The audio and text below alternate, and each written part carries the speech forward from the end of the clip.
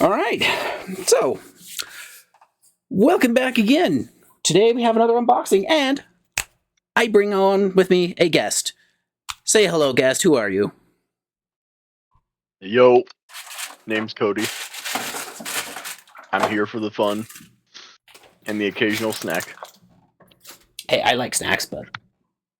well, I've got a bit of a snack. Now, I know I just told you, but let's play it up a little bit. What do you, other than reading the video title, which people will see later, what do you think that these two things have in common? Other than the fact that they're from the same source. Well, I think they're from the same creator. What do you think? Yes. Now, does something appear to be missing? There should be a third. And that is what arrived today. Today we will be unboxing the third book of the Dungeons of Drakkenheim system. But unfortunately, I can't get to the book. It is currently at the bottom of the shipping box. So we have a bunch of little knick-knack items we're going to look at first, and then we'll work our way down. So first off, I already opened the box, and the box will stay off camera, but first thing we've got... Liquid Core dice set. Well, now what exactly does like liquid core mean? It's just that it just has fluid in the middle of it? And then there's like a little floating ball on the inside. Oh, that's pretty neat. I think that's supposed to look like a dragon's eye. I have another set of liquid dice. Oh, there's a little tiny air bubble in there. Oh, well, that's fine. But don't they look all pretty? They do. Now, what's that? Is that your like 20th dice set now? 21st? Wow, way to call me out. Right in front of the audience. And I rolled a 4. Okay, this dice set is cursed. A 6. A 3. A 6. But that's on a D8. A 2. A 10. Okay, wow, this dice set is cursed. Everything was low. The dice gods do not look favorably upon you today. They have looked upon me and have judged my worth and found me wanting. So, we'll put that aside. We'll take the packaging off the table. And next, we have the Executioner's Pin. Now, you and I are also currently doing a bit of a campaign in the Dungeons of Drakkenheim setting. Oh, yeah. And, well, I know you have seen the Executioner. You have not engaged him yet. No. And to engage that Executioner would be tantamount to suicide. So. At least at your current level and settings. Right now, yeah. So, we will put that aside. What else do we got? Oh, this one also came with some models. And this one... we have a young delirium dragon. Ooh, that's a delirium dragon. Now, I actually also ordered the STL file, so I could actually just print this out myself if I wanted. But there is assembly required. I think I will probably do that in a separate painting video whenever I get around to it. Ah, and it's unpainted too. Look at that. Yeah, I just got to prime it. But I could probably dry fit some of these pieces. Kind of get an overall idea of how it would look. There's little pieces here I gotta like chip off just so everything fits smoothly. Probably left over from manufacturing. But that's not a big deal. But the detail's still really good. Neat. Oh, yeah. Yeah, 3D printers have come a long way. Oh, yeah. It does look good, though.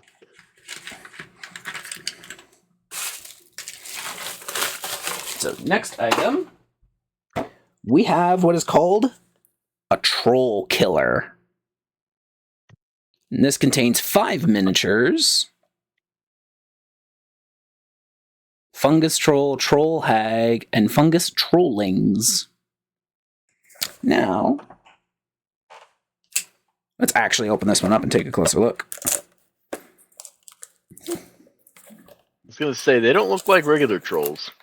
No, the thing is, again, with this particular setting, it's more or less a monster manual, and I think the idea is what is delirium kind of doing to the greater world, and how is it affecting like life and the ecosystems of not just the city of Drakkenheim, but like of the greater land.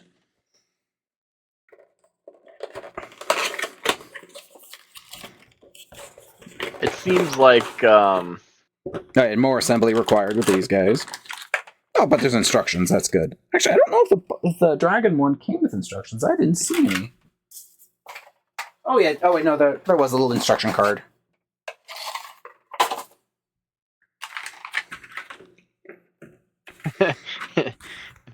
I mean, I'd hope it'd come with instructions, but you could probably figure it out by yourself. Yeah, it's just a couple pieces. Unless it's like a build your own, like a Mr. Potato Head kind of thing. Yeah.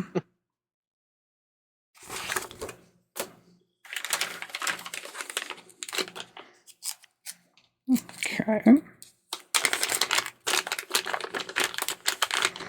Okay, some of them are basically already pretty much built. You just gotta like connect their bases.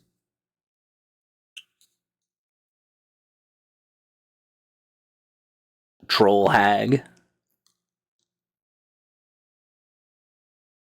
No, I think the detail on those is really good too.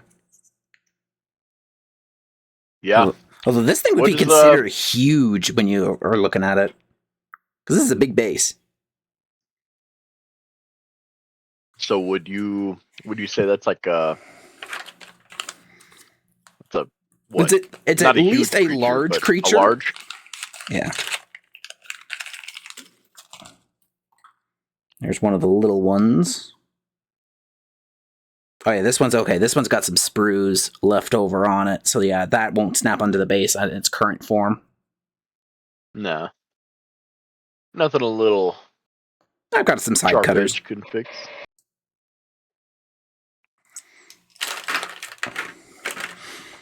Okay, so I'm just going to put these aside. For all these creatures and like what delirium does to them. Or you could also think about like from. No, go ahead. I was just gonna say from my experience with the campaign, it seems like delirium more or less like corrupts the natural order or maybe the magic within things. Yeah. Whether it's active or not. I basically consider it as like magic radiation. So while radiation would mutate, and well, in our world, it just basically breaks down and kills whatever it contacts. The chances of you actually mutating into something that doesn't just outright kill you is basically impossible. This basically will mutate you, but kind of keep you alive. Plus all the tentacle tendrily bits. Oh, yeah. Yep. Okay, so let's put you aside. We'll put all the dragon bits in there, too. Just keep all the bits together. I was going to say, you can't have an Eldritch Horror-themed game without some tentacles. Oh, absolutely. And eyeballs. Here we have lots the of eyeballs. Apothecary Abominations. Now, in the second book, in the Sebastian Crow's book, they came out with a whole new class called the Apothecary. And one of the options you could do with an Apothecary is basically have like an undead servant with you almost. Where is it? What page was it? That was page 132.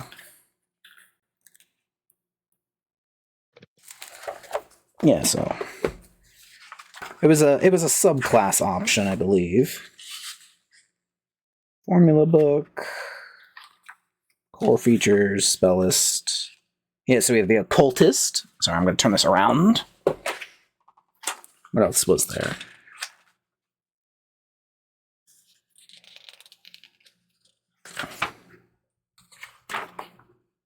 Oh, no, that's the barbarian. Okay, I probably skipped it already. Oh, the pathogenist, which I'm assuming is all about disease. The exorcist. There was one more. It was supposed to be like a mad scientist version.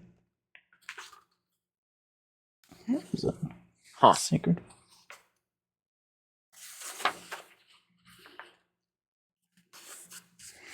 But yeah, so I'm assuming that is what these guys are. These are the different types of monsters you could create while being an apothecary, and either turn them into just regular enemies or have them be like your little sidekick followers. Kind of like a build your own Frankenstein. Oh yeah, I guess Frankenstein's that is monster. I believe one of the inspirations was Frankenstein's monster. Now this we have the Chemstrel. What is that? I have no idea what that is. The Ripper, Injector, and Disembodied Psyche. Why am I getting like Killing Floor vibes from this? I mean, there's a couple on there that look like they would belong from Killing Floor. Yeah. Cypher arms, giant axe, undead looking dude. Something with a bunch of needles. Probably something that like sprays gas. Caustic puke or something. I don't know. Oh yeah, absolutely.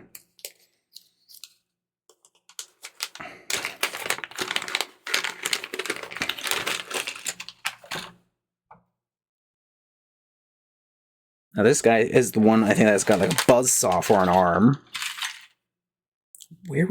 I have no idea where that would go. I'd have to look at instructions for that one. Doesn't it slide? I think you might have to add the arms, but I think it probably attaches to the arms first. Somewhere. Yeah. Actually, if there were instructions in there, I could just look at the instructions and get an idea. Yeah. Okay, here we go.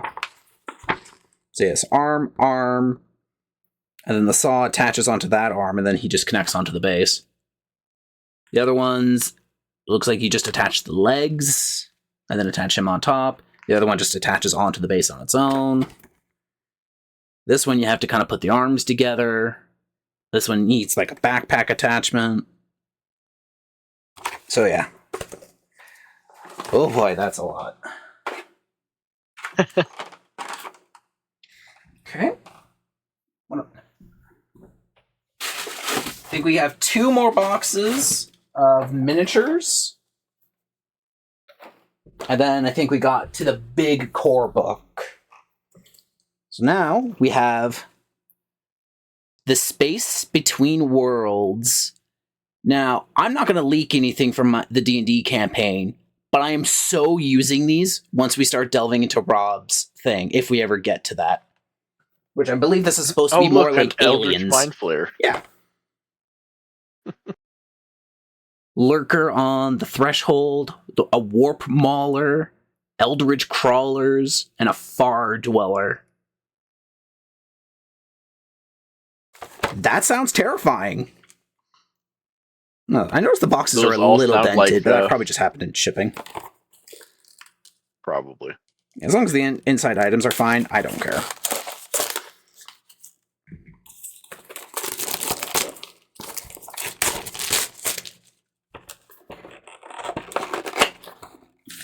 Go away, plastic. Although I do like the way that these are packaged. Each one comes in their own little baggie with all their parts. And you got a full tray so they all fit together, which is nice. And then the instructions.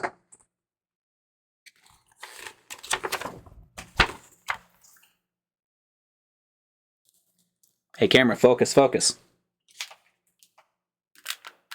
There we go.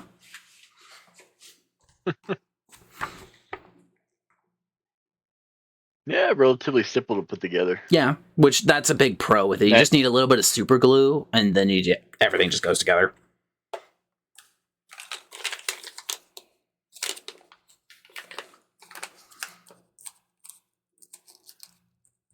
Open plastic bag. There we go.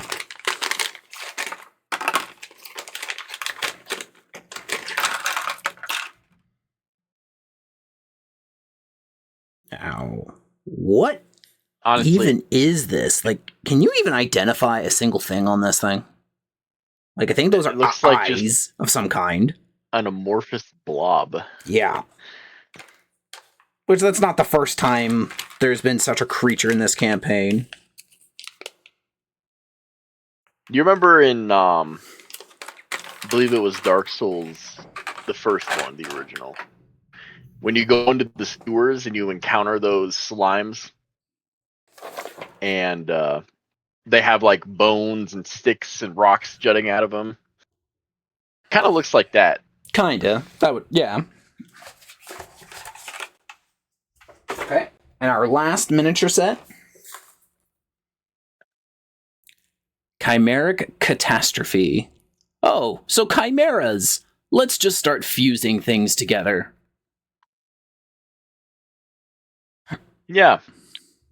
Totally not, Horrors unimportant of beyond our nature. mortal comprehension. And then twisted by the delirium. Yep. Yeah. Totally. So we have something called a Bojack. That's exactly what the world needs. Catastrophe Chimera. Haze Wing Moths. And a Lob Frog. Alright.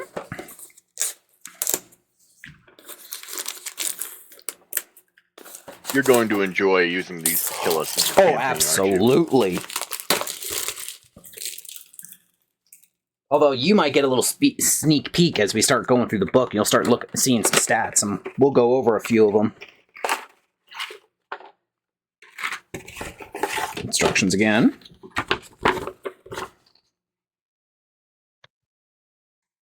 Okay, the Bojack thing is like a spider thing. I know I've seen a creature like that before. I'm pretty sure there's another creature that's inspired off of it. I can't tell what it's actually fused together. Like what kind of creatures are mixed together with it. There's the Chimera one.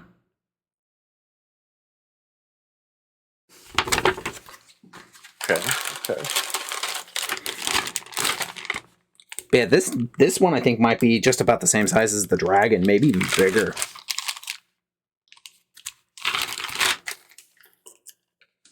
Definitely a huge creature. More wings. Base. Let's try and just like rough set some of these. Oh no, that's like the back end.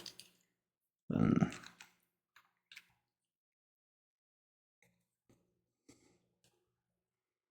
okay, so this one's only got like 2 heads. Oh wait, no, there's a third. The third one just snaps into that other head, although I can't hold it all together with just my hands. Oh wait, no, there's a fourth one. The third head is on there. So we have a rat. Oh, okay. What looks like either a person or a harpy. I don't know what that middle one is. And then what looks like a wolf or a gnoll.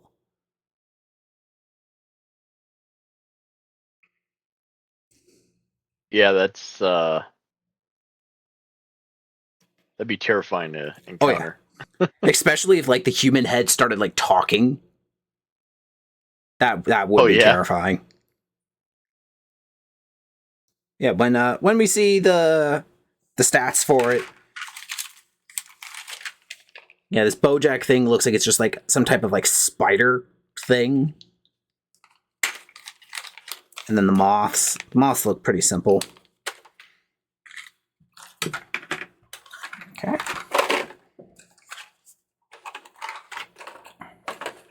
Okay, so that is it for all of the miniatures.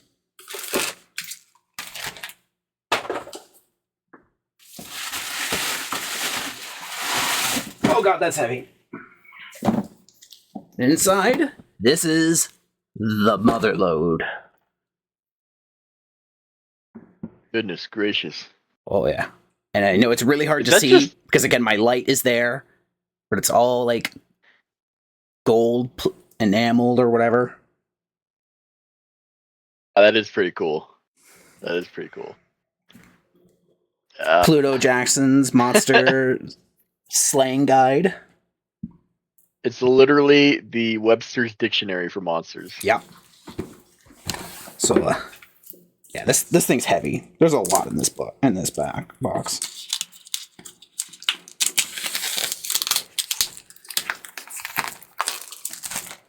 Yeah, minor ding there on the side, but like I said, as long as the items are fine.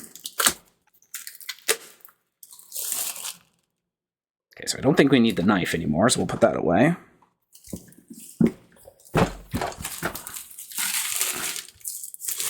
Okay, me just dropping this on my table is slowly moving my camera, so I might need to readjust it.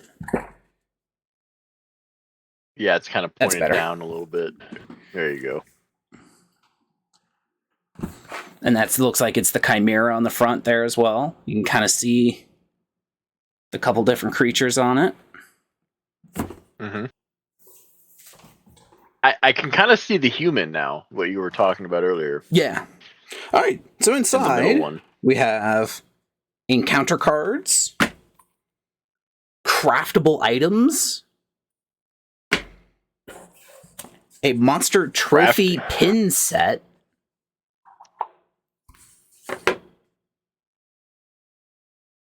that was actually look really cool too. Huh.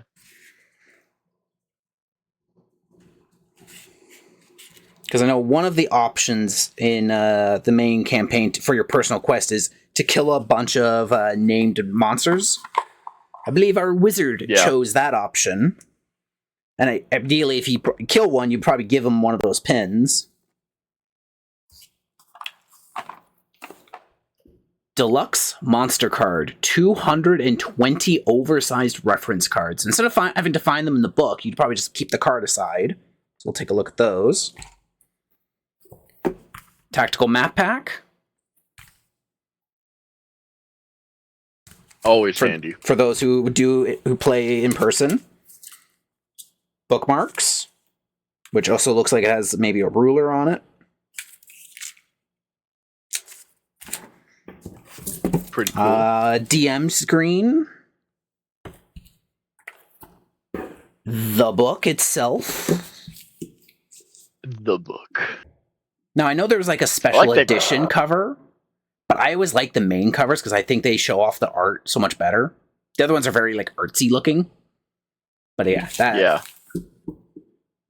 And the cover art for this one looks really nice. Yeah. And a token set. And nothing else in the box. So we'll put that aside. There's not a hidden bottom or anything? No. I'm just kidding. No, I don't believe so. I don't think they would do that. Okay. So let's go in opposite order. So we just saw the pins, so we'll put those aside. Let's take a look at these cards. Now, I know there was a card set with the Sebastian Crows option. So instead of like rolling on tables, you could maybe just draw a card and use that as your option instead. Okay, here we go. I'll just read the backside of this. Invoke dread in every session with 50 unique random Drakkenheim encounters. Draw a card to summon a horrific abomination and keep even the bravest of heroes perpetually on edge. That sounds useful. Oh, we just need a random encounter because people are getting bored? Yeah, literally the luck of the draw. Well, let's see what the first card would be.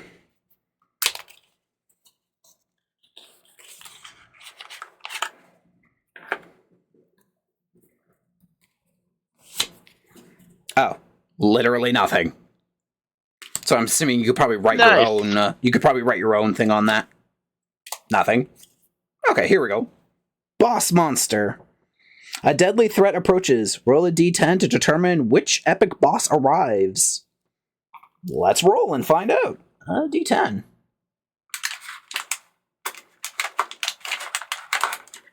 Please be horrible. Please be horrible. Be a low number. These dice are really slick, and it's kind of hard to grab them with my hand. We got ourselves a 6. No. The Crimson Countess arrives with 2 Hazewing Harpy Valkyries. Now, you guys haven't encountered the Crimson Countess yet. I was planning on throwing her at you soon, though. So, hey. Let's roll again and see what else. Sounds kind of sexy, though. Not gonna lie. We have a 3. The Lord of the Feast appears with 2d4s Galmir Warriors. Now, I did allude to the Lord of the Feast. He was going to probably be the next major boss you guys potentially fought. Okay. We also have Double Trouble. Draw 2 more encounter cards and combine the effect. Decide how they interact by rolling a d6.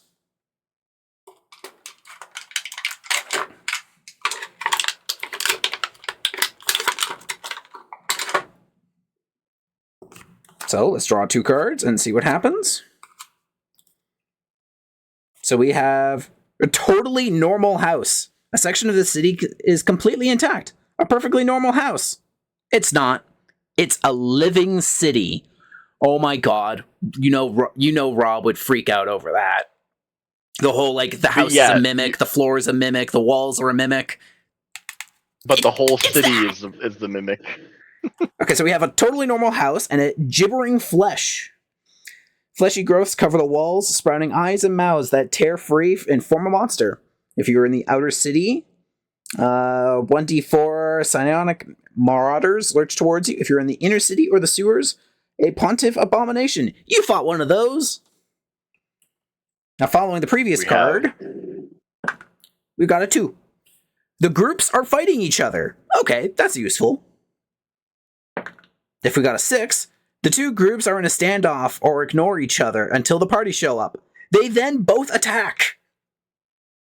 That is terrifying to have stuff like that happen.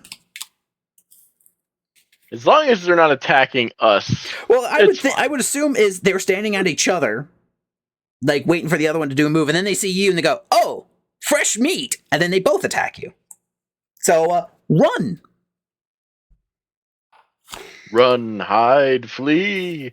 Ooh, the Drakkenheim Ripper Massacre. No matter where you are in Drakkenheim, the Ripper will find you. Once it catches your scent, it will never stop. That sounds like a pursuer from, like, the Resident Evil games. We will 100% have to look for the Ripper in the book once we look through it. Oh, a Hooded Lantern Patrol. The Hooded Lanterns roam the streets on recon. They may help, unless you're not on good terms. In the outer city, you get 2d4 Lantern Scouts surveying the streets, led by a Lantern Trapper. In the inner city, you get a Lantern Apothecary, a Veteran, and 3d6 Scouts. Next card. I'm not going to go through the whole deck. I'll probably just do like another 1 or 2. Oh, Silver Order Knights. The Silver Order patrols the city, seeking to destroy monsters and eliminate delirium. The Queen's Men Looters. The Queen's Men lurk in every nook and cranny, ready to rob, swindle, and kill. The Falling Fire Pilgrimage.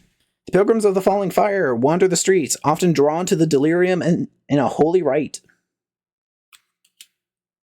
And last one, the Amethyst Academy Research Team. The Amethyst Academy sends small groups to gather delirium or research anomalies. So, all those sound fun. It's fun for you, maybe. Oh, absolutely. Like, instead of me having to roll on a table, just draw a card and see what happens. That'll keep you guys on your toes. Definitely. So let's put those back in the box. And let's look at our next card set. So this one is craftable item cards. Now, I believe in this system, like, I feel like a lot of D&D campaign books have craftable items. I know my Questonomicon one had that, but it doesn't go into a lot of detail on some items. It's like you can only kind of craft specific items. The Eldritch Hunt book, that one had craftable stuff in it. That's the one book I know you have, because we both have that one.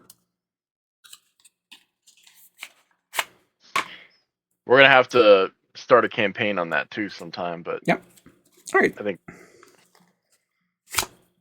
Okay, so a blank card. Again, you can write whatever you want.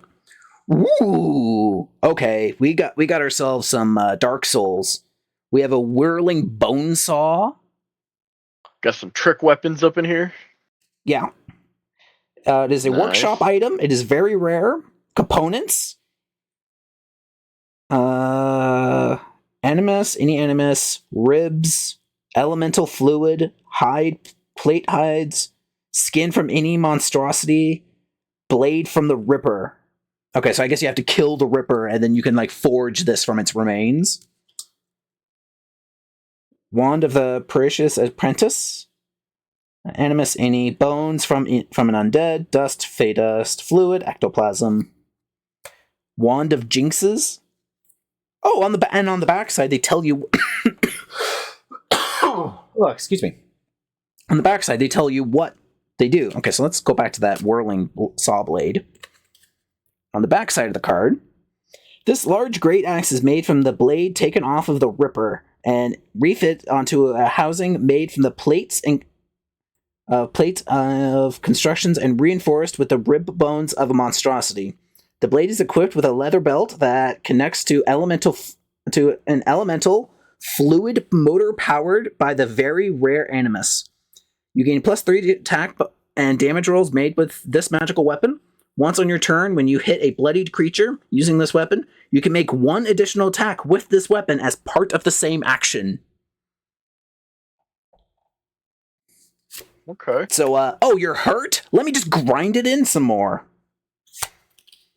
The Wand of Precious Apprentice. Once per turn, when you deal damage to a creature using a cantrip while holding this wand, one target of that cantrip takes 1d4 extra damage from the elemental type dealt by the spell. Okay, just buff your spells a little bit. Now, actually, these would probably be really good items to maybe put in the magic shop. Like, I don't know if I'll bring in a crafting system. I think it's a little late in the campaign to start crafting our own stuff, or maybe have it like in a limited capacity. But if we still want to experiment with some of these items. Wand of Jinxes. This wand is carved from magical bark with the hair of an undead creature in its core and finished with a goopy ooze. Once per turn, when you deal damage with a warlock cantrip to a creature, you can make that creature jinxed for 1d4 until the start of your next turn. I have no idea what jinxed means. That might be a new status condition. Vampire Blood Potion. What does that do? This potion is a crimson red bubbling brew that tastes distinctly of copper. When you drink this potion, you gain the following benefits for the next minute. You gain advantage on strengths, dex, and charisma attack rolls, ability checks and saving throws. If damage would reduce you to 0 hit points, you must make a constitution saving throw of DC 5 plus half the damage taken, unless the damage is radiant or critical hit. On a success, you drop to 1 hit point instead. Okay, so that's like zombies. If you don't like over damage a zombie, they basically just can shrug off lethal damage. That's kind of the same thing. The effects of this potion end early if you take radiant damage. Okay. So it kind of makes you almost like, it says it's like vampire blood potion, but it's more like zombie. Because I thought it would, well, other than the fact that it also gives you advantage on strength, dex, and charisma. Troll blood potion. This potion is a bubbling, sickly, green-brown viscous soup that is consistent of mucus. What appears to be a rotting eyeball of a troll floating in the potion. It smells acidic and nauseous and tastes even worse than it looks. When you drink this potion, for the next minute, you regain 5 hit points at the start of your turn. The effect of this potion ends early if you take fire or acid damage. Okay, so it gives you troll healing. That's good. That's pretty useful. Time Dilation Medallion. Oh, this is a legendary item. The inner workings of this clockwork device are formed from gears forged from magical constructs gathered around a focusing lens held together carefully by the needles of magical creatures. The Animus harnesses the energy of the algorithm and beginning a beginning of order and consequence, which control over time and the space ripples of the strange clockworks of the medallion. The medallion has 3 charges. It crumbles to dust when expending the final charge. You can expend a charge of the medallion to take an extra action on your turn. Each time you do so, you can roll a d6. On a 1, at the end of your turn, you become unstuck in time, and the space of the medallion casts the maze spell on you. On a 6, the medallion regains 1d3 charges. So, would you like a medallion that just gives you an extra turn? Yes, please. But it looks like, I don't know what the maze spell is. That might be another new spell.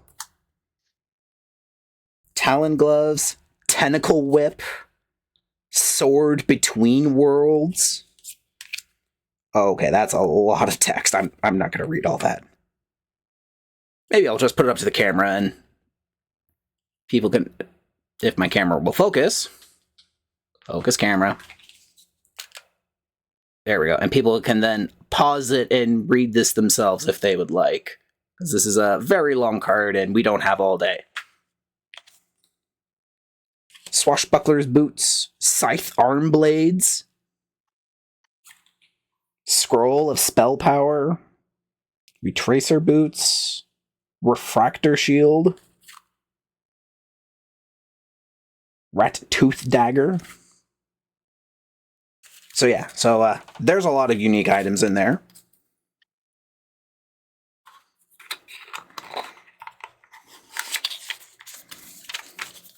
Definitely some bangers. Mm-hmm.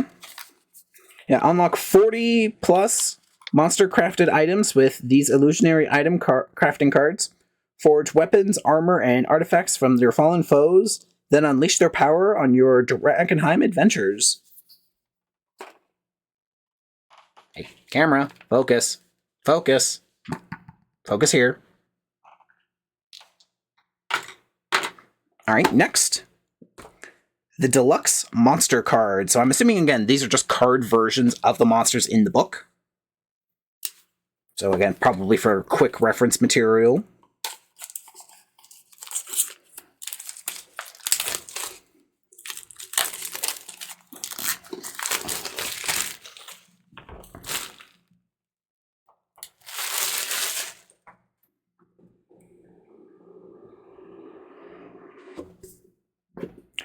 Oh, this thing is packed. How am I even supposed to get a card out? Ooh, look at the box. That's cool looking. Like I should use that art for something. It's like a skull trapped in crystal. That's cool looking. But again, like this box is packed. Like how are you supposed to find a card? Oh my god, there's so many cards. How many cards did they say? Over 200.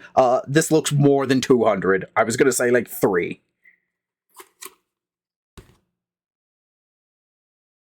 Okay, let's look at our first creature. The Amalgamation. There are no royal antiquities when adequates. Sorry, when dealing with this swelling growth wearing a crown, use fire. Yeah, fire sounds like a good idea. And then we have a basic... Fire usually works on everything evil. Yeah. And here's a basic loadout. Armor class 18, 175 HP. Challenge rating 23. Whew. That is a lot.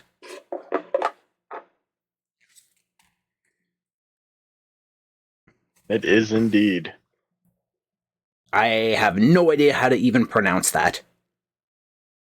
So the name of the creature, the card itself, which actually one thing that would be really good, if you have the DM shield, I'm not sure if there's probably a spot in it for it, but you pin this on the top of your DM shield. On your side, you can see all the stats, but on the other side, they see only the creature. Which that would be a good idea to kind of show off, oh, this is what you're fighting. Yeah. An Arcane Wraith. That looks cool. Okay. Definitely looks cool. Tattered purple robes hang off of this eldritch skeleton, drifting silently through the air. Its rune-inscribed skull menacingly chants arcane words and points out octane light flares from the dark holes of its eyes. Of course, the Amethyst Academy had to be involved. Challenge rating 6. A Beetle Knight.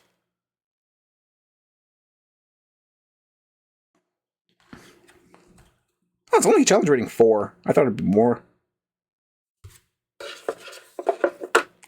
A Belfry. Vampire, or like giant bat gargoyle thing. Big Linda. Okay, I've heard of this creature. Again, you haven't encountered this, but I believe somebody has this as a pet. Yeah. That's kind of terrifying. Oh, we have Bigger Linda. Remember, there's always a bigger fish.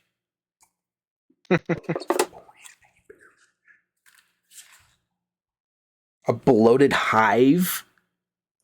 Oh, okay. What's that the Stephen King movie, The Mist, where there's this one guy who survived, but there's a monster like using his body as like a hive of like spiders. Oh god, that. Ugh. Yeah, this is another one I would say use fire on. Yeah. Definitely. Swarm of contaminated insects. Homemade flamethrower. Yep. Would be appropriate. Yep.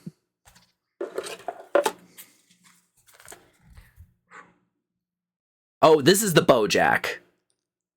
Oh, it's like a horse that has like spider things coming out of its stomach and it's like flipped upside down. That's what a Bojack is. Oh. That is gnarly. Alright, hold on, let me read the little subtext. This creature, which appears to be a dead horse flopped onto its back, convulses and its stomach suddenly splits open, exposing its intestines and organs. Bro. Alright, let's figure this thing out.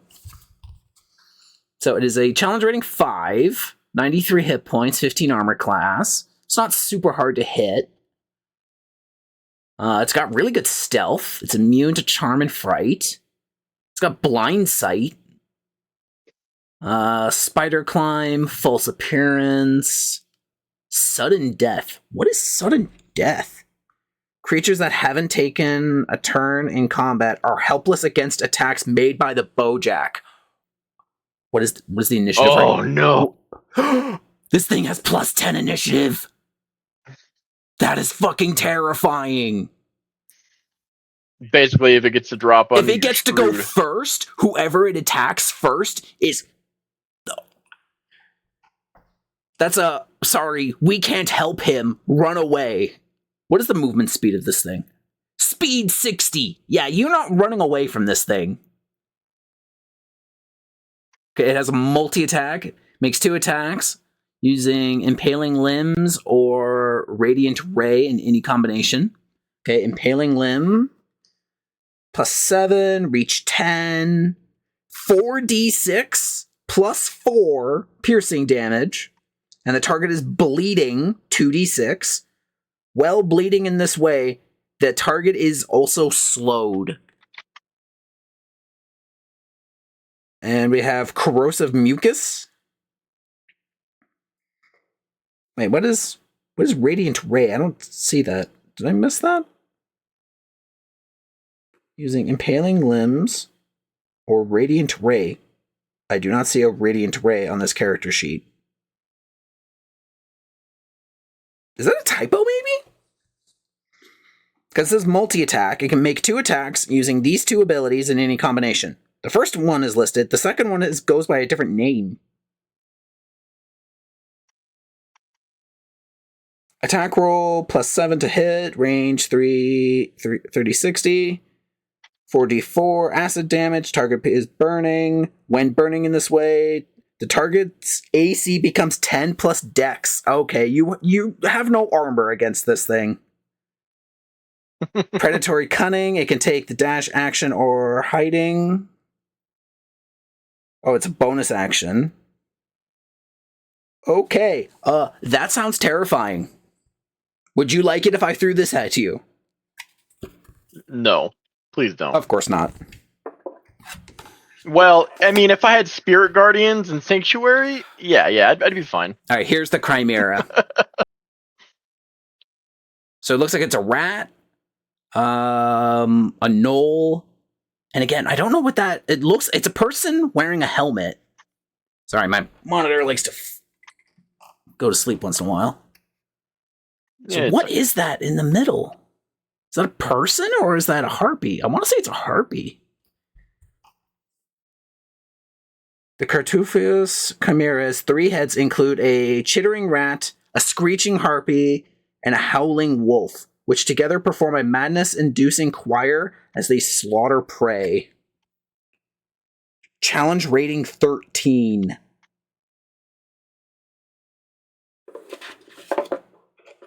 Okie and dokie. Let's keep going. Oh, that looks creepy. Chitter. Looks like a squirrel that has taken all of the meth. sounds about right. Challenge rating 4. It's fast. Okay. Crater worms. This is why you simply can't just go to the Delirium crash site. Because there's a million of these things around there. Challenge rating 15, What do they by do? the Lay way. eggs in your brain? A dark growth. No, but this will put eggs in your brain. Oh, wonderful. Just what the world needs. Yeah. Throughout this dark growth, flowers bloom with iridescent neon hues, and the smell of sweet pollen and decaying flesh fill the air. You hear gentle whispers from a distant voice, distinctly familiar and beckoning.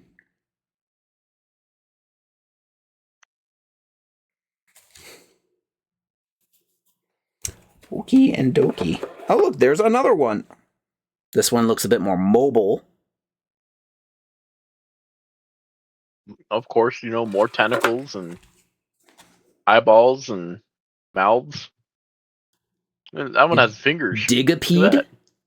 Oh yeah, it does have Digipede. fingers.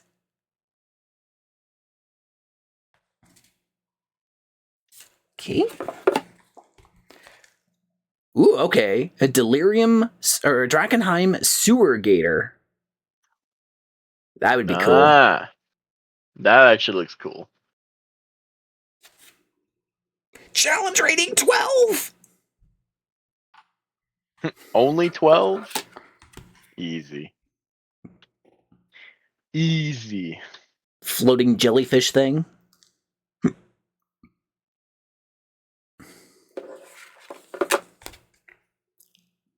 Animated delirium sludge.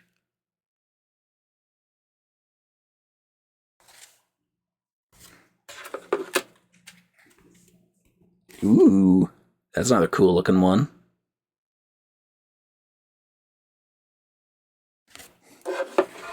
Oh, living deep haze. When the literal air wants to kill you.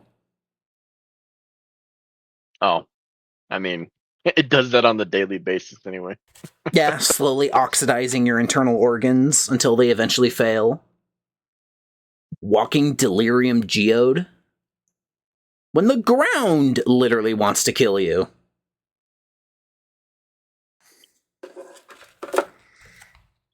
When the sky really wants to kill you. Eldritch Cataclysm. Interesting. What's the challenge rating for that? How do you fight weather? Well, let me take a closer look. So there's the character sheet. It has a cyclonic storm, chain lightning, icy blast, meteor strikes, quake, 210 health, 20 armor class. It can fly 120 feet. It's immune to like a whole bunch of things.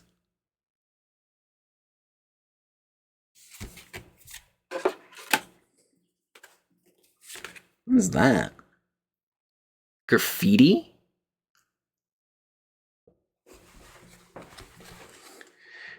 The graffiti deflates and using illusions to change road signs, disguise landmarks, and otherwise confuse travelers. Given its predictions of drama, some suggest that bold travelers with enticing words might win the support of the graffiti, though none alive have claimed to have succeeded. So literally when the buildings are alive and want to mess with you.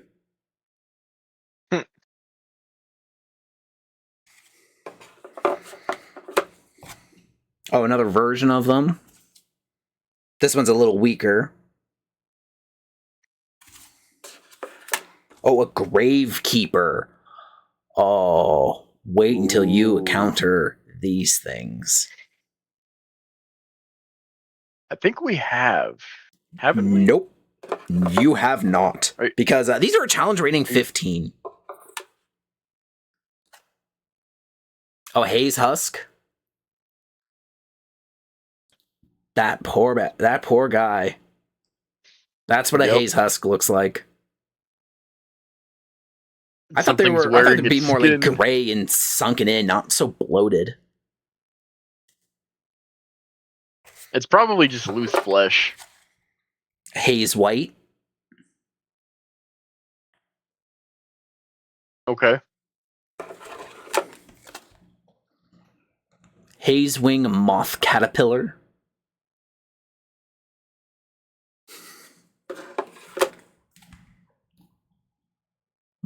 Haze wing moth chrysalid. Of course it has to have a face. Yeah, why not? And then the moth itself. Man. Just a bunch of eyes and mouths. Tentacles. Yep.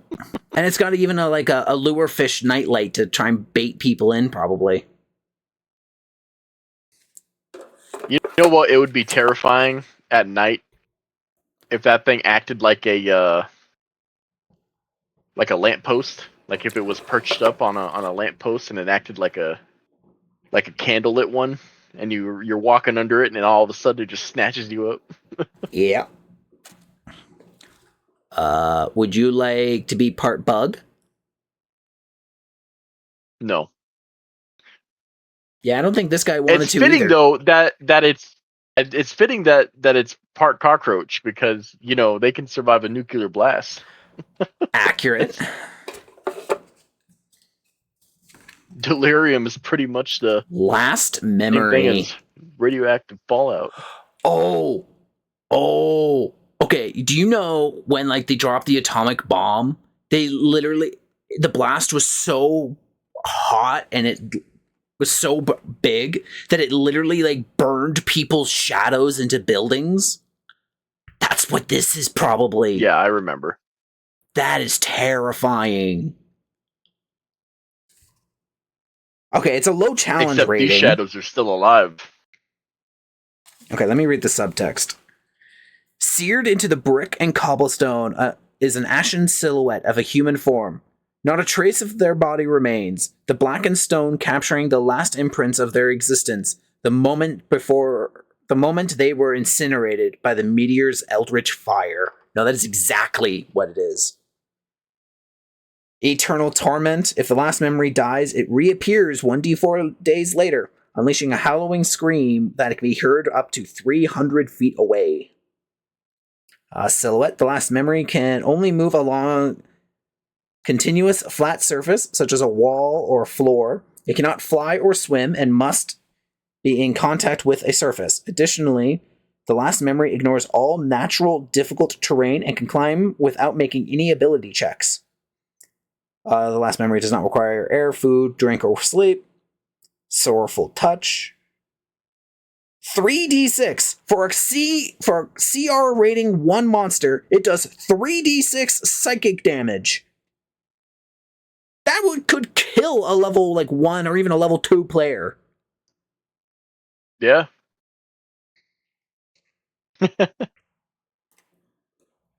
Anguish, wisdom saving I get throw. Each creature within 30 feet. Foot orientation from the last memory that can hear it. Takes 3d6 psychic damage. Oh my god. Oh, okay, here we go.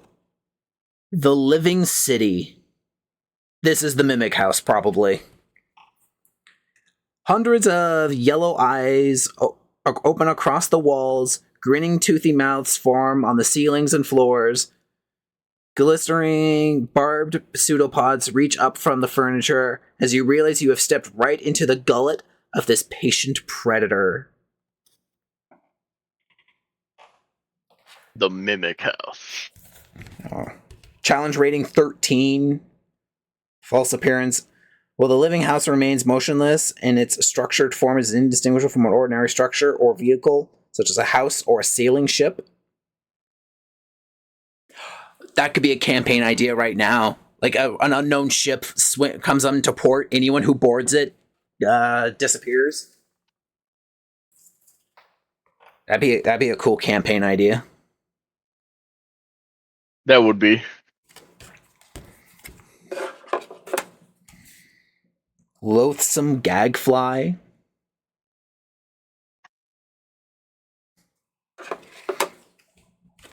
Lobfrog.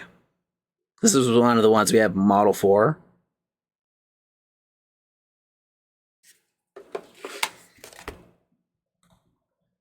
An orchid tree? Or an octane tree. This is like a whomping willow or something like that. A massive shambling tree lurches up and its darkened bark stretches from into its snarling, grotesque face as it barrels towards you. Alright, we'll do just a couple more and then we'll move on. Okay. That's a thing. That's some John Carpenter stuff right there. That is a thing. Yeah. It is the thing.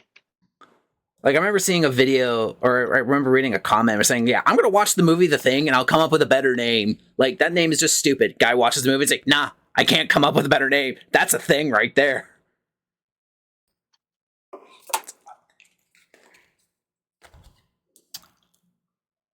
Reality cyst? I'm assuming this is probably some, like, illusionary thing. You come across a glimmering mass of pustules that seem to grow directly out of the physical structure of the city. As if it was natural wood, stone, or earth are alive. These crystals are cancer growing within Drakkenheim.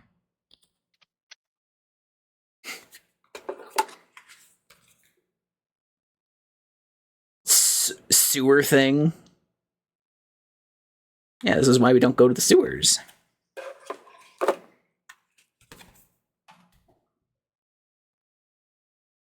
Shardmon Manticore.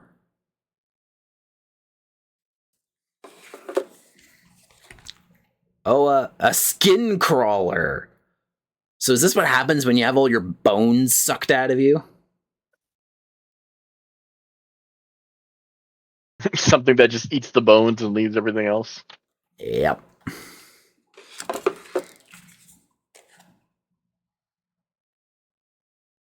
Stretchy? Some kind of double-headed ostrich? It's a doodoo.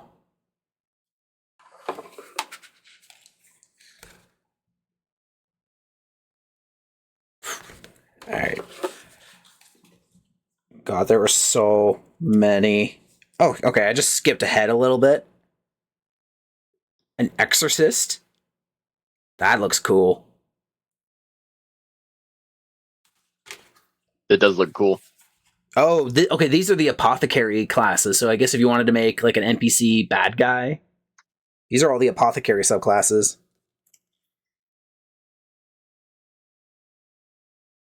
Plague Doctor.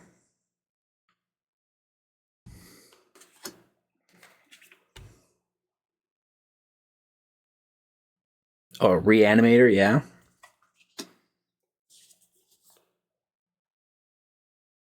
Oh, dude, this is the thing from Fallout. The think tanks.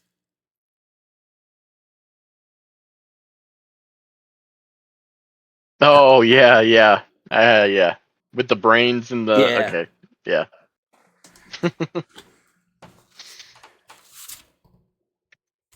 Chemist, alienist. Oh, okay. Do you? No, I'm not going to spoil the Crimson Countess yet. I just found her card. I'm not going to spoil it yet. Oh, All right, so that's a lot of cards. That's a lot of details.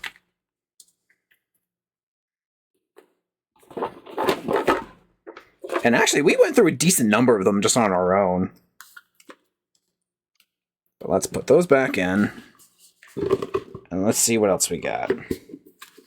We've been going for over an hour at this point, actually. indeed.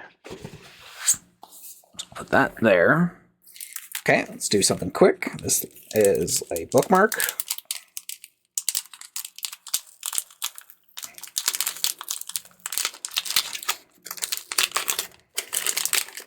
Oh, is this multiple bookmarks? This looks like multiple bookmarks.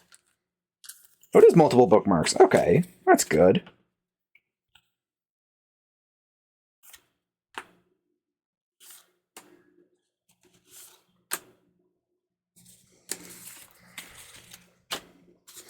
Then we have the map pack.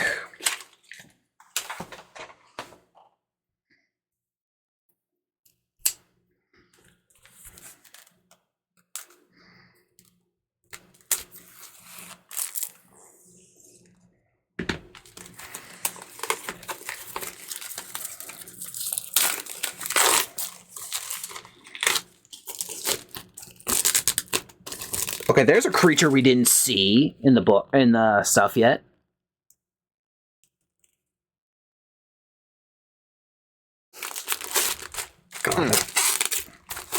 God, I will say the artists Wonder if that's like that they worked with, these artists are amazing.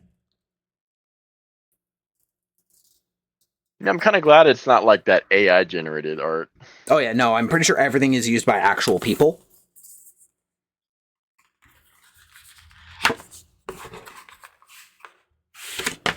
And again, these are full-size battle maps. I'm not going to open up all of them, but just take a look at. I need more city maps of just like city streets. There you go. That's a good one. Obviously, I can't fit all of it on camera at once.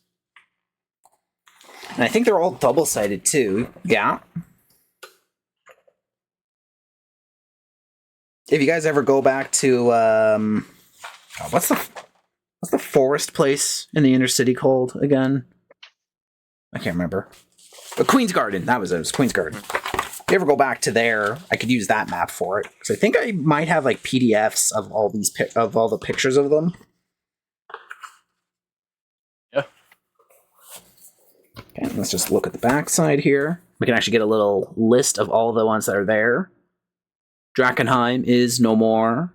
Help set the stage for your players with these exquisitely detailed double-sided tactical poster maps that illustrate exciting encounter locations connected to the world of Drakkenheim. This pack includes 7 double-sided posters. Oh, the Living City one even has its own map. Rattling Sewers, cool. Glamour War Camp, Apothecary Lab, Vampire Crypt, Troll Hag Hut, A Space Between Worlds, Kesselholm Keep. Oh, I know. I think Kesselholm is supposed to be like another introductory adventure or like a side story you could do. I think I got a PDF of that. Obviously, at some point in time, I gotta reread all these books again. Okay, this is the DM screen.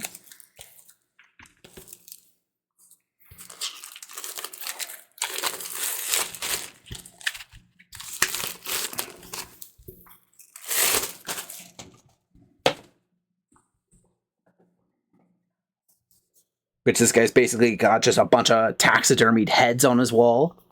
I'm assuming that is Pluto Jackson from the main campaign book.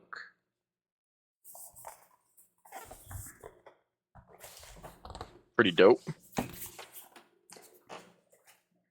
So we have the epic boss rules. I guess they changed some of the bosses to work out like that. How to craft items. Yep, we went over that. Conditions. Okay, yeah, they added a bunch of new conditions. Bewildered, addered, burning, blinding, frozen, exhausted, enfeebled, Drakkenheim madness, defenseless.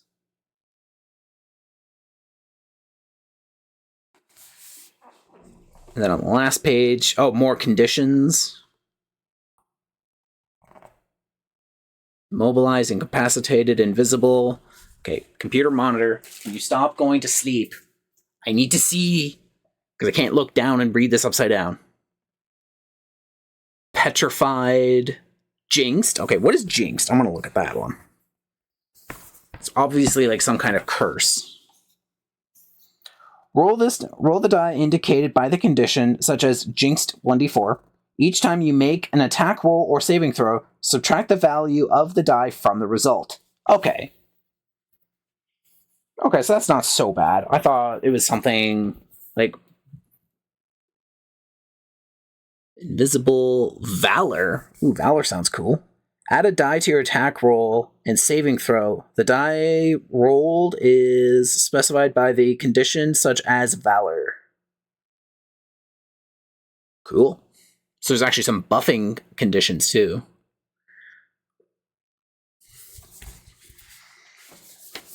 Okay. Put that aside. Now again, I'm going to skip the book for now, and we're just going to take a quick look at the tokens, and then we'll take a look at the book itself.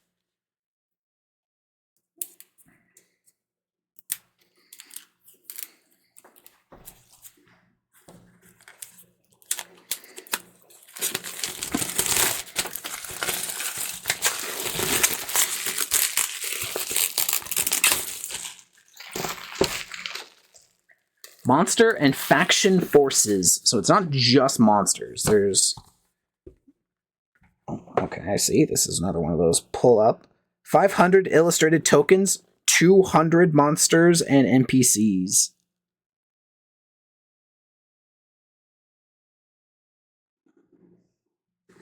Come on, book. There we go. And this thing is packed full. That is a lot of cards. Yeah.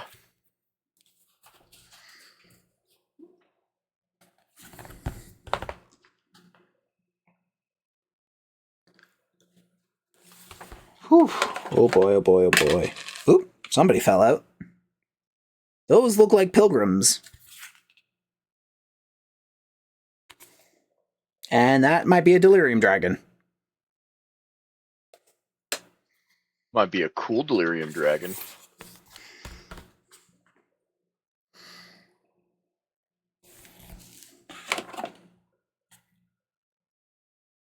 Man, that is a lot of tokens. At least one thing actually that looks really good is they're also all numbered. Yep. Which I'm sure that would Definitely probably help helps. for like organization. Yep.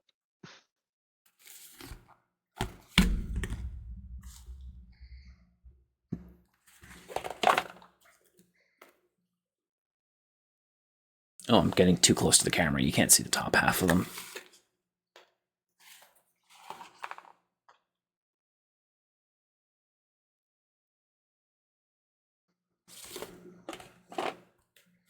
Yeah. That is a lot of things.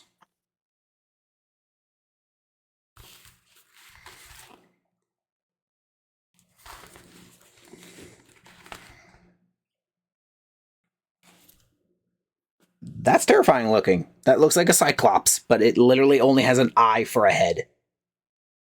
Alright, that's actually pretty cool. I like that design. Okay, let's put those back.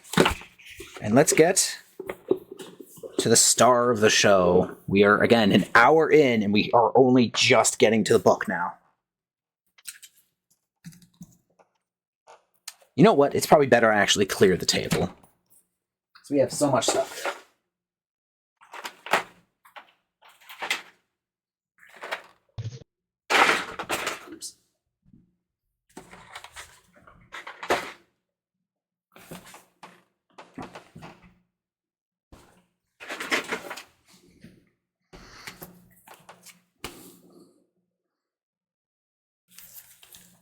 So let's look at the back side of this and see. Actually, no, let me cut the plastic off just to see if that will help reduce the glare. Maybe I should get a light diffuser for this light too.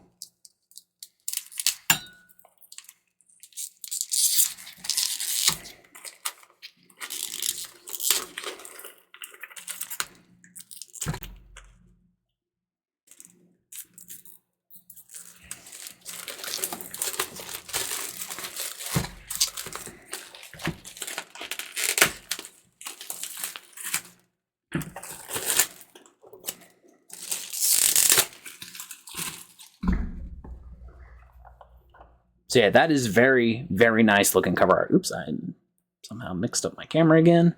There we go.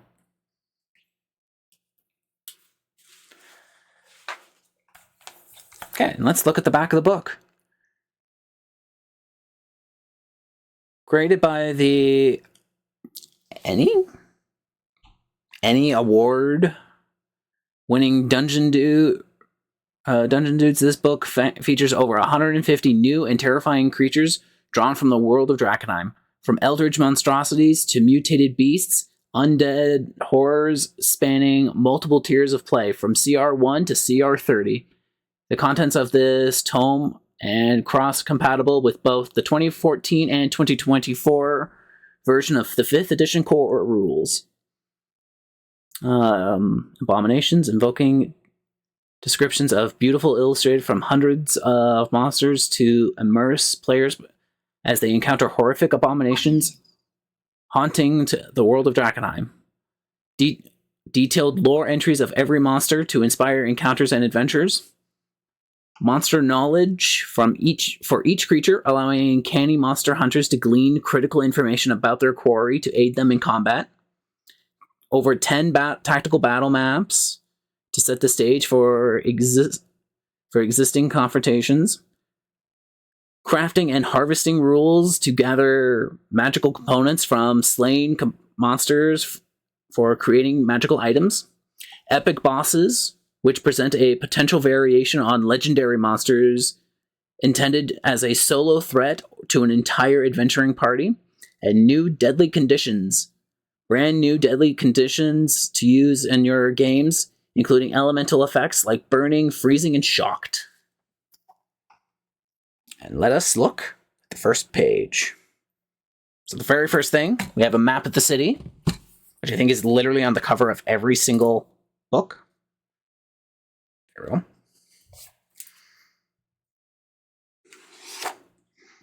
Still always nice to see. Yep. So I know this might be a little hard to read because the camera's a little far away.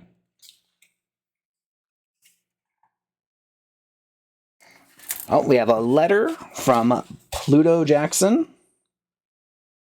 This is the last book you'll ever read. This isn't because you will suddenly forget how to read, but more like that you will lose your eyes, an arm, and the ability to comprehend language, or just die. It is because of something some of you won't take this seriously. My name is Pluto Jackson, and I am the greatest threat to the monsters of Westamar and beyond. This book is entirely written by me. Well, it is written by some lowly scholar, but completely guided and directed by me. In it, you will find a compendium of truths and treasures about the greatest foes found throughout the known world. I have walked, run, flown, jumped, fallen through portals and pathways to discover and integrate understandings of how these foes are put together, and more importantly, how to pull them apart. Some of the stories you have heard about me are completely under-exaggerated. I found myself in deep dungeons, facing the brightest minds who staple body parts together I have ventured into forests to hunt my troll rival. I have crossed barriers into paths where time moves in all directions. I found myself fighting off dark creatures with a strange, fascination with my neck. I have even spent entirely too much time breathing in the toxic air of Drakkenheim. Also, I could bring this great knowledge to you. Do not leave this book on your coffee table. It is not meant to be an ornament. It is a factual and brilliant, filled to the brim with drawings of the most hostile creatures, along with the tactics and fears. I have assembled this one-of-a-lifetime encyclopedia to help the weak and the helpless achieve something big, something greater than themselves, a chance to walk a mile in the greaves of Pluto Jackson. You're welcome.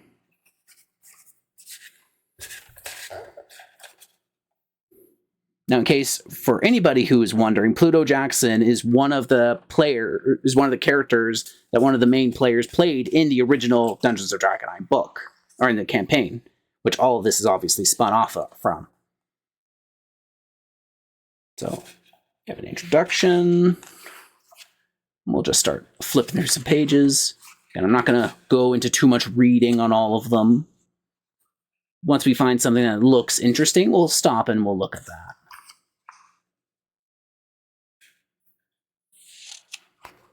So this is all kind of introductory stuff. Details about the city.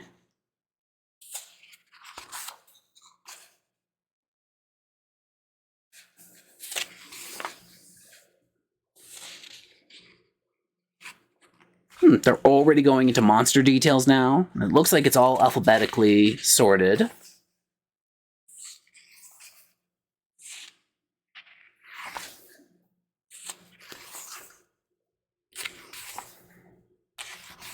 Always nice. Yes, here's a bunch of the monsters we looked at previously.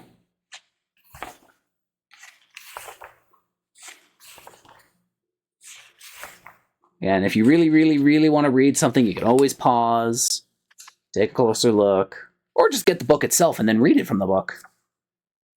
Like, who reads books watching a YouTube video?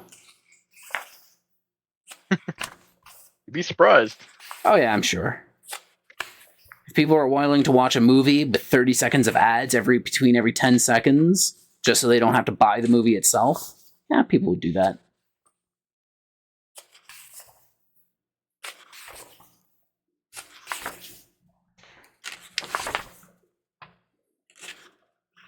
Whoa, we're already to the W. Delirium Dregs. Okay, so it is sorted out a little bit. So probably based on like the class and type of creature they are.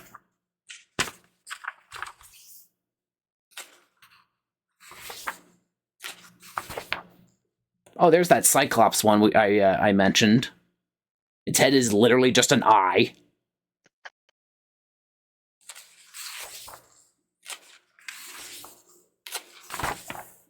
The abomination horrors. Oh yeah. Ratlings. So I guess they really expanded on the rats. So I know they, I think, played a core part in the main campaign. But so many more rats. Oh my god, so many rats.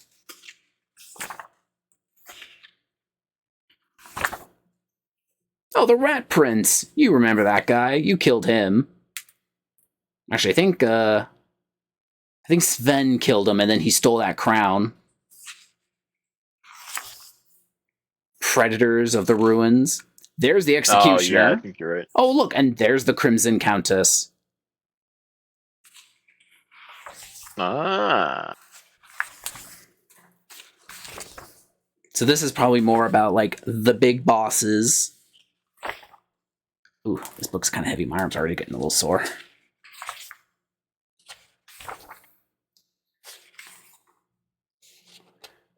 Fish people.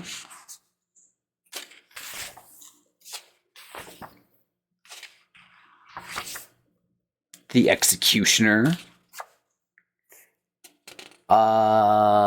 I'm going to skip that because that's a massive spoiler. The Apothecary Abominations. Maybe I should throw some apothecaries at you guys.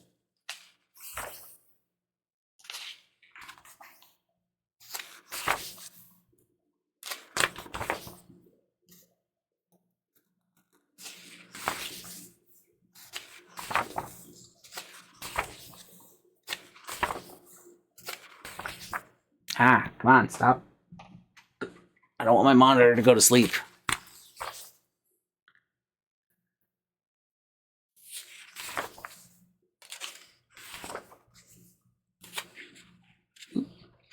That's better.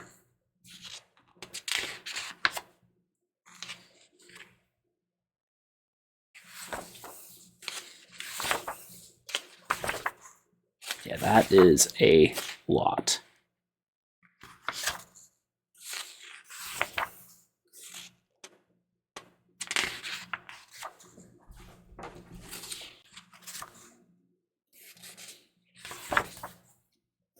Oh, the Stitcher. That's kind of scary.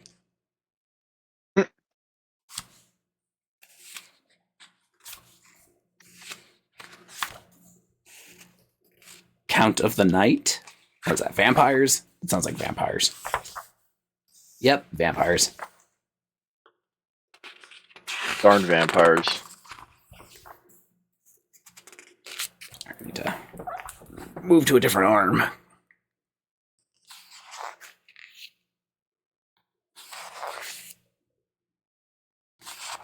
Oh, they even give you like little adventure hooks. So, like, if you wanted to do like maybe a mini campaign on how to draw people in. Okay, okay. A Crimson Knight. A Dark Confessioner. Druid, the Sanguinian Rites. Ghouls. Ghouls and spooky things. Nightblade.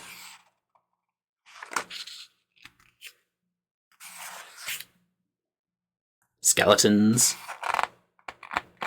Skeleton Mage.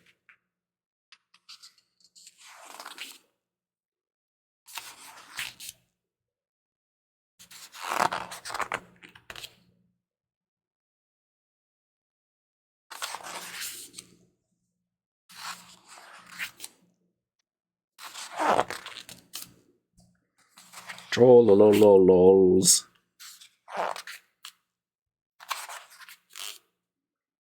Oh.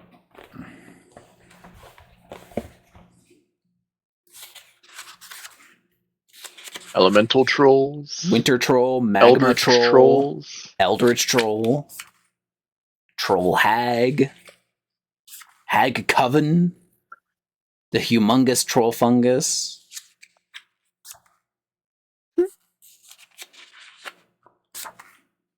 Dwellers of the Space Between.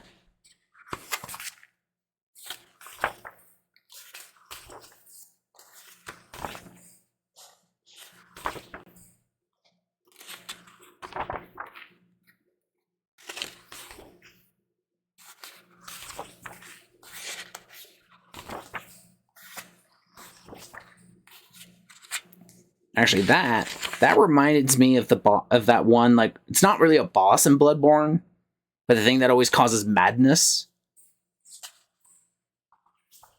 I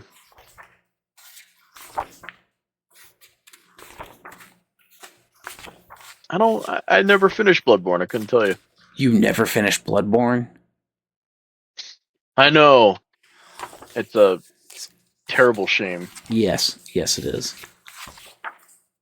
Like I said, if Sony ever is in dire straits and needs to make money, they have a button in their office. In case of emergency, break glass. Bloodborne remake. Or even just an HD version. He Who Laughs Last. Okay, that sounds a little creepy. The Thing with the Writhing Tail. The Whispered Promise. The Rat God. The Algorithm. Oh, and faction agents, allies or enemies. So we have Amethyst Academy people. Alchemic Directors. Hey, there's River.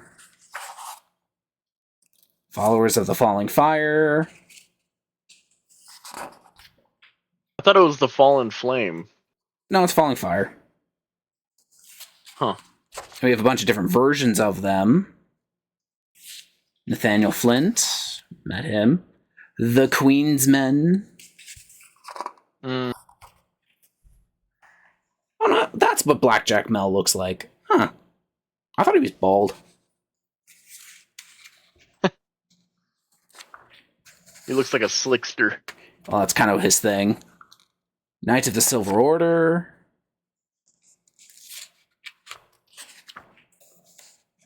Ophelia Reed. Hooded Lanterns.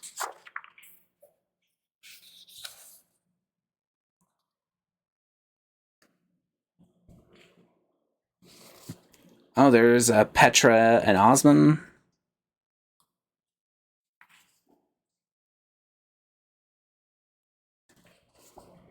Contamination, delirium, and new conditions, because they gotta go over delirium details. That's a lot of different mutations. I'm assuming this looks like more mutations than the original book. You know what? Let's roll some dice. Let's take a break of holding that book. Let's roll a couple dice.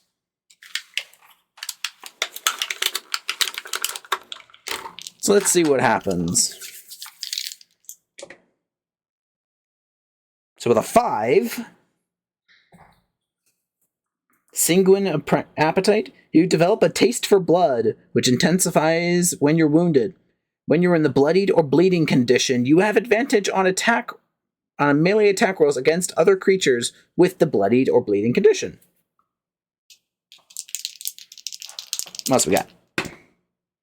62. Otherworldly resistance. The contamination growing in your body makes you strangely resilient to similar forces. You gain resistance to a damage type. Roll a d10 to determine which damage type. A 1. Necrotic. Ooh. You can gain this mutation multiple times, rolling a different damage type each time. Okay, so again, not all damage types, or not all mutations are necessarily detrimental. 91. Magic resistance. You gain advantage on saving throws against spells and magic effects. We'll do one more. 29. Wasting. Body parts begin falling out of you. Roll a d6 to determine which. Either your fingernail, your teeth, or your toenails. That sounds terrifying. Sounds lovely.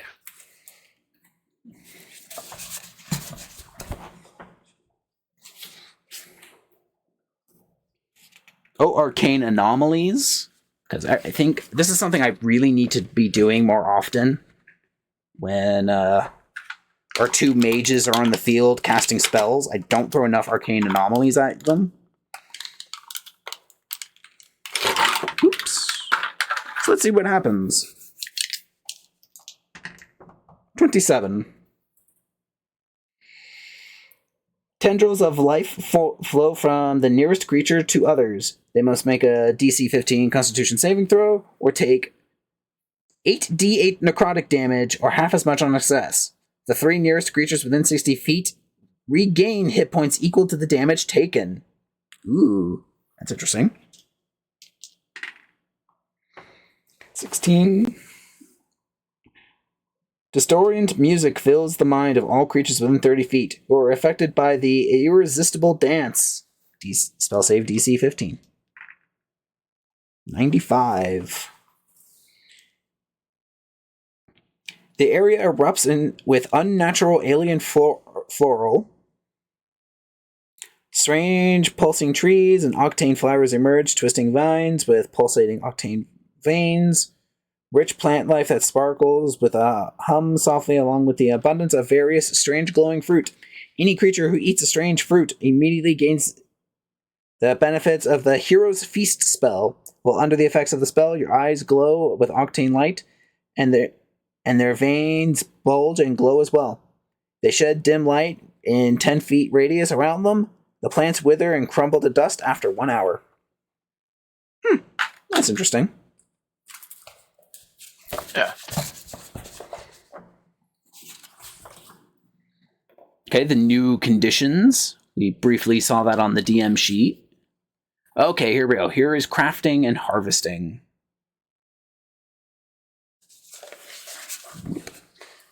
So I'm going to put this down for a second.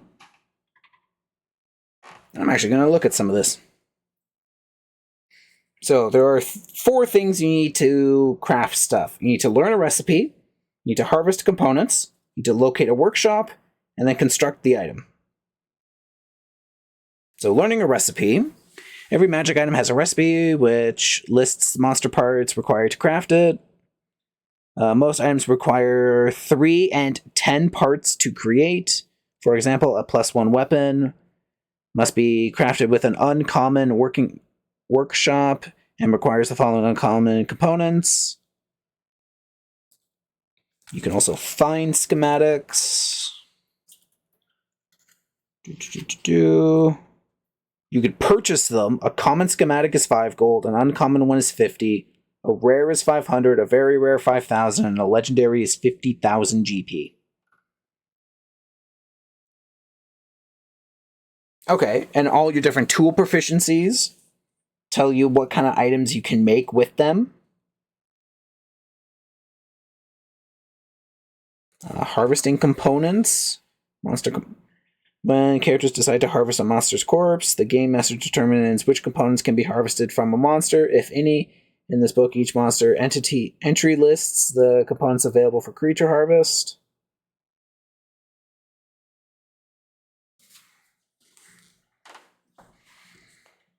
Bones, dust, fluid, hair, hides, natural weapons, organs, or animangus. In the world of Drakkenheim, magic items are created by imbuing a physical object with metaphysical animus. The vital energy must be properly extracted from a magical creature. A creature's animus is formed in the element and magical energies held within the body, but is distinct from a creature's soul. These types of creatures all possess it.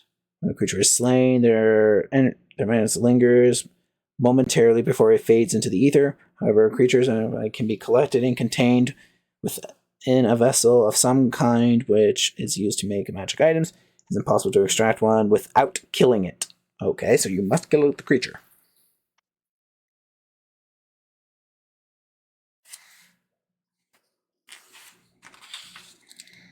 Finding a workshop. Common workshop, uncommon. Oh, it even tells you certain locations, what kind of workshops they would have. It's like,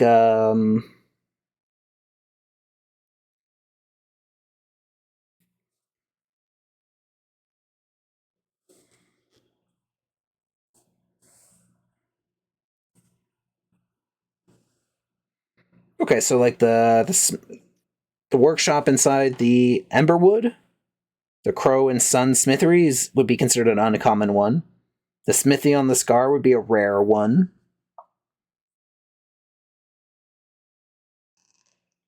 Dwarven Volcano Forge? Okay, not familiar with that one. Crafting an item. Here's a list of all the different items.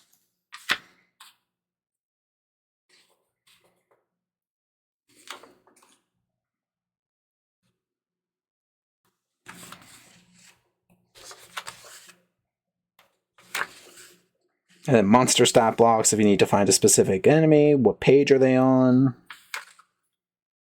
Sorted by CR level. And then a thank you at the end. And then a world map of the overall continent. And that's it. That's it for our book. Lots of good stuff in there. Ooh, books upside down. Mm-hmm. So I will read that into more detail and maybe do a follow-up maybe at some point. No guarantees, no promises. But that is the third, and I don't know if it's the final book that they will ever do. I don't know if it's still currently active or if it's just finished up. I know that they were going to redo the original Dungeons of Drakkenheim book, but they're doing it in the Daggerheart system, not the D&D system, which I think is the system Matt Mercer made, I think. It's a system that they're using to transition off of D&D. But yeah. So, what did you think? You've been quiet through a lot of this. I mean, I was just looking at the art and the cool creatures and different kinds of places you could go to. But I think it's a great addition to the series, man. Yeah. I think they did good. Okay. Well, this recording session is an hour and a half long, so I say we wrap it up there. So, thank you for joining me today. And oh no, go ahead. Oh, I was gonna say, yeah, you better not unleash that chimera on us. No promises. As soon as humanly possible, because I think we would die. No promises. We'll see. I will probably do a video at some point soon. I say that in quotations. Of trying to assemble those models. I'll see if I can get them primed. I don't think I've painted the other models I have assembled yet. But at some point in time during the new year, I gotta just start painting. But again, once I can get a proper setup built, and just so I can leave it and maintain it, I think we can do it. But again, so thank you for joining. And I think we'll probably just head out there. So take it easy all, and have a good day.